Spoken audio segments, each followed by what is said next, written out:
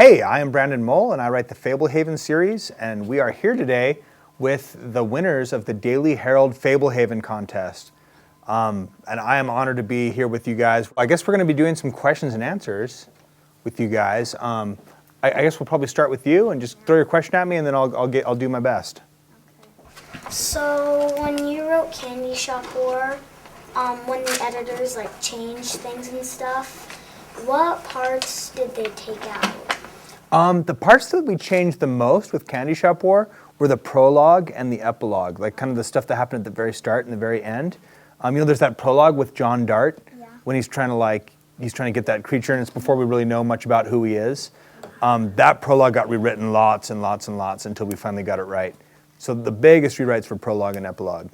Do you know of any video games that are going to be made for Fablehaven? I would love to see video games happen for Fablehaven. I'm a pretty big video gamer myself.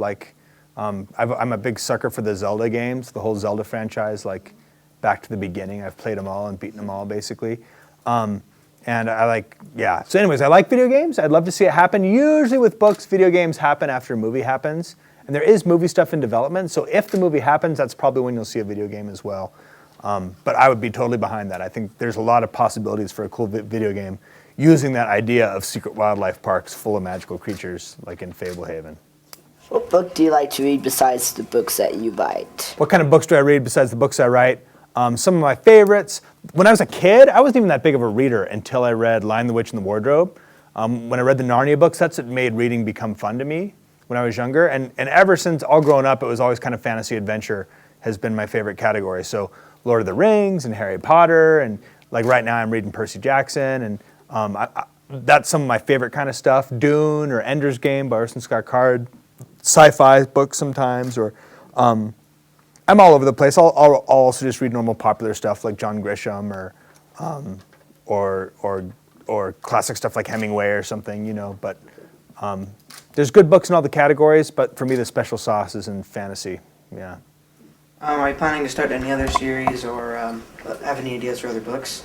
Yeah, what's my future plans? Because Fablehaven 5 is the end of the Fablehaven series, right? That's going to wrap it all up. And so after that, I've got a new series called The Beyonders.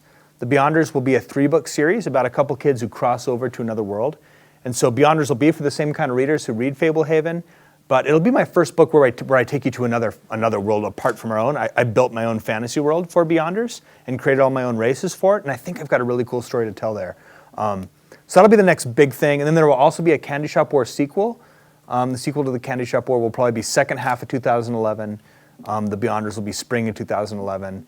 And then there's also some picture book stuff in the works. A picture book called Don't Be Scared of Monsters, which is like a survival guide for kids to teach them how to avoid all the monsters in the world as if monsters are real. And then there's probably another Pingo book coming. What's one of your favorite authors? One of my favorite authors, one I like a lot, in high school, was Orson Scott Card. When I read Ender's Game in high school, that one blew me away. It's a little bit violent. It's kind of a rough, you'd probably want to read it if you're maybe more like teenage or something. But if you want a cool sci-fi book, Ender's Game gets that done. That's an author I like a lot. Do you have any more questions? Why do you make characters die or disappear? Die or disappear? Because in Fablehaven, one of my ideas was that if you had a secret wildlife park for magical creatures, it's going to be a dangerous place. If you even just had a regular wildlife park full of normal animals like lions and stuff, that would be dangerous. And so I figured a wildlife park for magical creatures would be even more dangerous.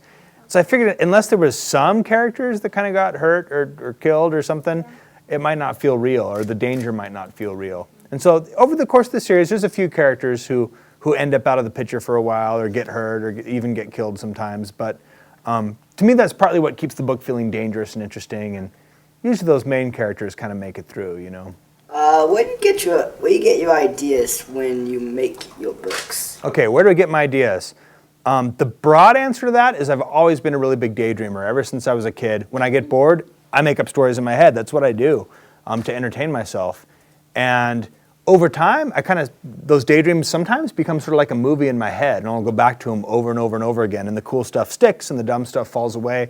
And sometimes I get this really neat movie in my mind that I want to share with other people, and that's what I write. And so it's a process of over time, weird details becoming part of that movie in my brain. And A lot of the time there's no specific story behind a certain detail, and sometimes it's like I'll observe something weird. For example, in Fablehaven 1, there's a really large creature in the barn, right? And that was because once I went to a farm and there was this giant barn. And I walked into the barn and I looked around. It was this huge cavernous room, this huge cavernous space. And I was like, wow, why does this barn have to be so big? I was like, oh, what if that was the size of the cow? So that gave me an idea for something to use in Fablehaven. So it's partly like being a good observer and being a big daydreamer is where my ideas come from. When you develop a plot line for your books, do you come up with it in your mind first, or do you just kind of let it flow as you write the book? I usually, kind of like I was telling him, I kind of will see it like a movie in my brain. So a lot of the main plot stuff is stuff I daydream about until it becomes kind of a cool story in my head, and then I'll try to build that story as I write it. Now, as I take what's in my head and turn it into scenes and write those scenes, sometimes I'll make discoveries and find cool things that weren't part of my original plan. And so I'll totally build that stuff in as I run into, good ideas or new ideas. And sometimes I'll have new ideas that like kind of wreck the story, and so I'll have to take them out like weeds or something, It's really fun to me to daydream the story and try to bring it to life, try to write it. I enjoy the process.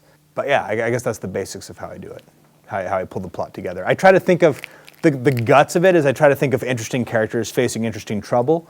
And then to create the plot, it's what decisions do they make to try to overcome the trouble and what consequences happen because of those decisions. That helps create the shape of the story for me. How many kids do you have in your family? How many kids in my family? I grew up in a family of 5. I was the oldest of 5. And in my family that I have now, I've got 3 kids and 1 on the way. And it's girl, boy, girl. My oldest is 6, 4-year-old boy, 2-year-old girl, and then a new baby boy's coming. Yep. I can't remember which book it was, it was either book 2 or 3, but it mentions that there was another part to the attic of the main house of Fablehaven. Yeah. In this book? Yeah, you'll find out about that in book 5. Yeah, that there's another little secret turret or whatever, part of the attic. You will, basically in book 5, you'll get answers to all the questions that you would have. I try to tie up all the loose ends, all the characters that are in trouble. We'll see what happens to them, and we'll learn who's good guys and who's bad guys, and should tie up all your unanswered questions with book 5. That's part of the reason it was really fun to write book 5, was I could finally do all the payoffs that readers have been waiting for. Where did the magic which the artifacts possess come from? Okay, so where did the magic that yeah, that's a great question. In Fablehaven, in the Fablehaven universe, most of the magic, almost all the magic, comes from different magical creatures for the most part. In the Fablehaven universe, every wizard used to be a dragon. And because dragons are magical, that's how we got wizards, guys that could use magic. And so the magical artifacts were created by wizards who used to be dragons, and they use things from different magical creatures to create the items. And you'll see a couple examples of that in Fablehaven 5. Like one of the artifacts is very obviously partly created from part of a magical creature. Okay, so where did you get the idea from the evolution from a fairy to an imp? Okay, yeah, that a fairy, if it falls, it can turn into an imp, right? That they have like a different state. That was just my crazy brain. I just kind of made that one up. Yeah, so I just thought it seemed kind of cool, and so I made that into a rule that would be part of what controlled the fairies. See, to fill Fablehaven with creatures, I borrowed creatures from lots of different myths and legends, right? Like I didn't invent fairies or ogres or centaurs, but my job as the writer is then to do my own take on fairies and create my own rules for what makes the fairies, how they behave, and what can happen to them, and create all the personalities for the creatures. Bringing the creatures to life is kind of my job as the writer, trying to make it feel real, trying to make it feel a little bit different from other people's versions of those creatures. When you decided to write Fablehaven, how many books did you think would be in the series? You know what? From the very start of Fablehaven, I had a plan for 5 books. I had 5 big problems, because to me, when I look at a story, I try to think of interesting characters facing interesting trouble. And so I had 5 big problems that I thought the characters could try to overcome, and I built a book around each of those problems. Yep. So it kind of ended up that I had a plan and I executed the plan. When I wrote book 1, I thought it would probably be a 5-book series, and that's how it worked out. Okay, before you were officially going to write Fablehaven, what were your thoughts of what it was going to be like? Was it going to be a mystery, or was it like something? Yeah, okay. Well, Well, the way I came up with Fablehaven was I used to live in Connecticut, and my house was surrounded by trees. And sometimes I would daydream, what if there was weird monsters or creatures out in the woods, right? That led me to think, what would be an excuse for magical creatures to live in our world? And the excuse I came up with was secret wildlife parks full of magical creatures. And so to kind of create the story, I first had the idea of the place, of these secret wildlife parks. And then I started asking questions like, if these parks existed, what kind of creatures would live there, who'd want to help them, who'd want to hurt them? And stories grew out of that as I tried to imagine interesting characters to discover these places. So I guess speaking broadly, I just knew I was trying to create a fantasy.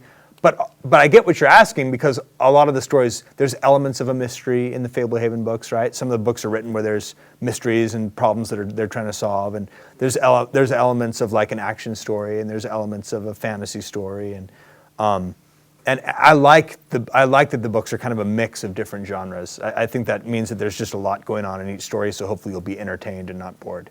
All right, guys. Well, thanks for talking to me. You asked terrific questions. It was an honor to meet you guys, and hopefully I have lots of plans for future books. If you're liking what I've done so far, I think I'm getting better at what I do, so I'll let you guys be the judge of that. Hopefully I'll try not to bore you in the future, all right? Okay. Thanks for being here today.